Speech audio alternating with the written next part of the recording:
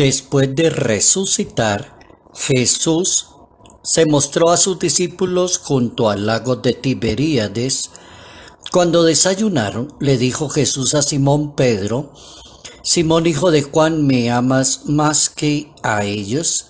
Él le respondió: Sí, Señor, tú sabes que te amo. Jesucristo le dice: apacienta mis corderos. Luego le preguntó por segunda vez: Simón, hijo de Juan, ¿me amas? Él le respondió: Sí, Señor, tú sabes que te amo. Jesucristo dice: sé pastor de mis ovejas. Y todavía le preguntó por tercera vez: Simón, hijo de Juan, ¿me amas? Pedro se puso muy triste de que le hubiera preguntado por tercera vez y contestó: Señor, tú lo sabes todo, te das cuenta de que te amo. Jesús le dijo: apacienta mis ovejas. Evangelio según San Juan, capítulo 21, versos 1a los versos 15 al 19. El amor al Salvador del mundo es el requisito sine qua non para poder prestar un excelente servicio cristiano en la sociedad. Notas amables a la palabra de Dios, viernes 21 de mayo, año 2021. Pruébame y conoce mis pensamientos. Bien interesante el diálogo de Jesús de Nazaret con el discípulo que él confiaba que podía sucederlo, organizar una iglesia, sostenerla, organizar un apostolado, una persona que no le iba a fallar.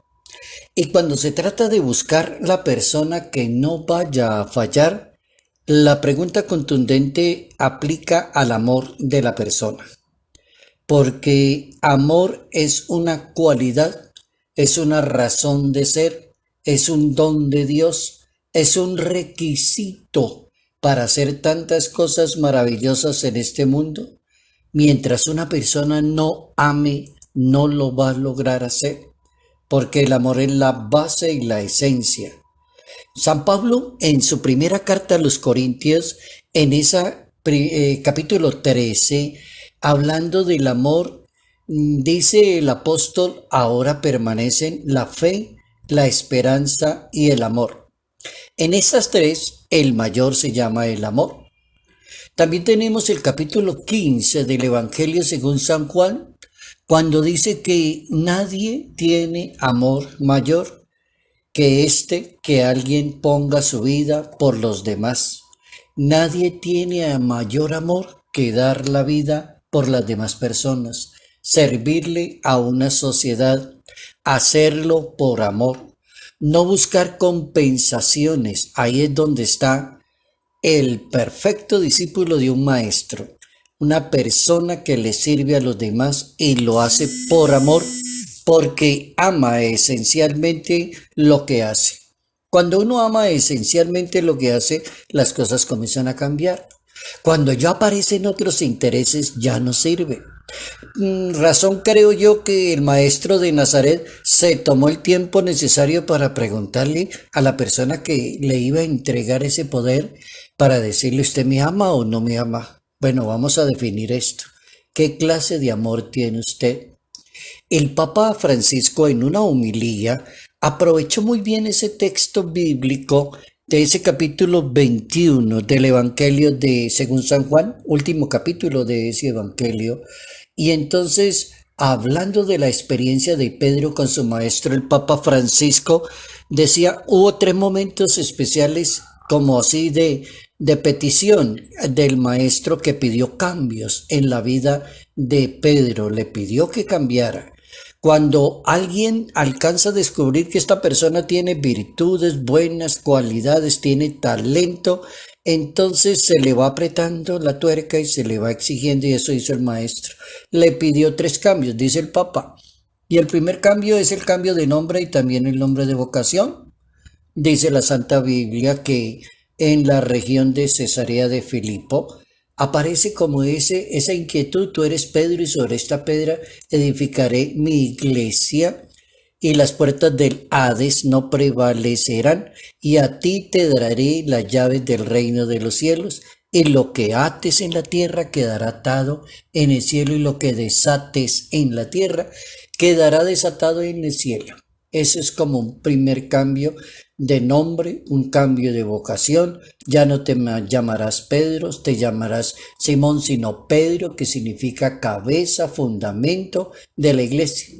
La segunda mirada, dice el Papa Francisco, cambia el corazón y es un cambio de conversión al amor. Es invitar a la persona a cambiar su manera de ser y de pensar para que pueda cumplir la misión. Entonces lo interroga. Después de haber comido, dice Jesús a Simón Pedro: Simón, hijo de Juan, ¿me amas más que a los demás? Capítulo 21, Evangelio según San Juan. Y viene el tercer momento que dice el Papa Francisco, es la confirmación de la misión. En las tres ocasiones, la mirada de Jesús pide el cambio, la manifestación, la confirmación del amor de Pedro para decirle: bueno, usted va a trabajar en la misión y lo va a hacer amando lo que está haciendo y entregándose por amor. Y termina ese elocuente discurso diciéndole a ese discípulo: apacienta mis ovejas. Apacienta mis ovejas. ¿Cómo se entiende entonces una iglesia católica con una cantidad de personas bien interesantes como laicos, sacerdotes, religiosas, consagrados? Una cantidad de gente muy buena, interesante dentro de una iglesia católica desde la figura de Pedro. Entonces uno podría hacer una síntesis así de carrerita y apretada: ¿cómo pensó Jesucristo la iglesia? Es como una primera pregunta. ¿Cómo se la imaginó Jesús de Nazaret?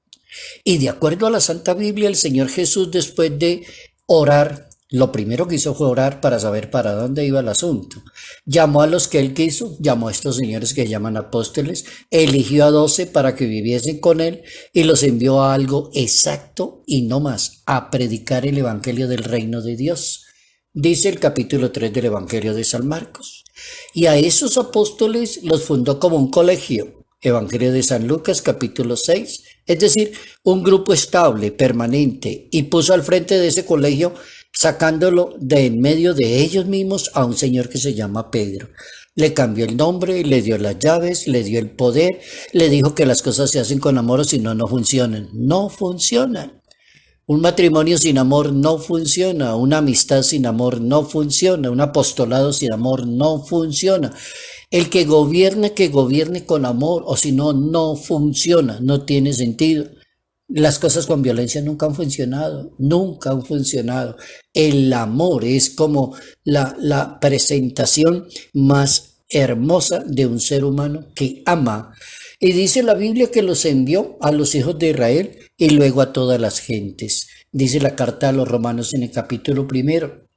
Entonces Jesucristo instituye una iglesia con un Simón Pedro, un pescador del lago de Betsaida en Galilea, y lo convierte en piedra de su iglesia. Le entrega las llaves y lo instituye como pastor del rebaño. Capítulo 21 de San Juan: usted es el pastor, apacienta, y le dio el título: apacienta mis ovejas. Es ser pastor, es tener, es la persona que ama, que dirige, que da ejemplo, que apoya. Es decir, es eso lo que significa.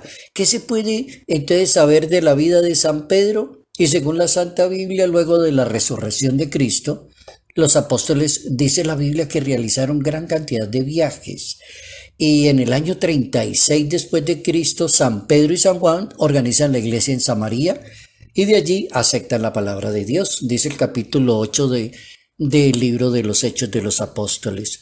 Pedro, quien era un pescador de Galilea, un hombre rudo, Dios lo fue como limando y organizando, y tras la muerte de Jesús, hacia el año 30, San Pedro se convierte en el líder indiscutido de esa comunidad de los primeros creyentes cristianos de Palestina por espacio de unos 15 años más o menos, según los historiadores bíblicos. Y los últimos años de la vida de San Pedro se reconstruyen a partir de relatos, y se trasladó a Roma, donde ejerció un largo apostolado como justificativo de la futura sede del papado en Roma. La Iglesia romana considera a San Pedro el primero de los papas. Allí fue detenido durante las persecuciones de Nerón contra los cristianos y murió crucificado. Y hay una tradición que habla, eso sí es historia, habla de la tumba en la colina del Vaticano, luego donde el emperador Constantino hizo levantar en el siglo IV la basílica de San Pedro y de San Pablo. Ahí tenemos una buena historia y tenemos una palabra que nos va a dejar pensando todos estos días. Qué bueno soy yo para amar. Qué tanto amo lo que hago todos los días, qué tanto amo la iglesia, qué tanto amo la vocación, qué tanto amo a las personas y les hago tanto bien. Qué tanto amor aprendo yo de la Santa Biblia y aprendiéndole eso a San Pablo, la fe, la esperanza y el amor. De los tres, el mayor se llama el amor. Y decía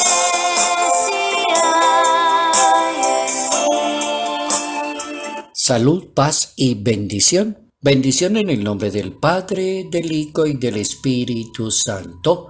Padre Jairo Yate Ramírez, Arquidiócesis de Ibagué.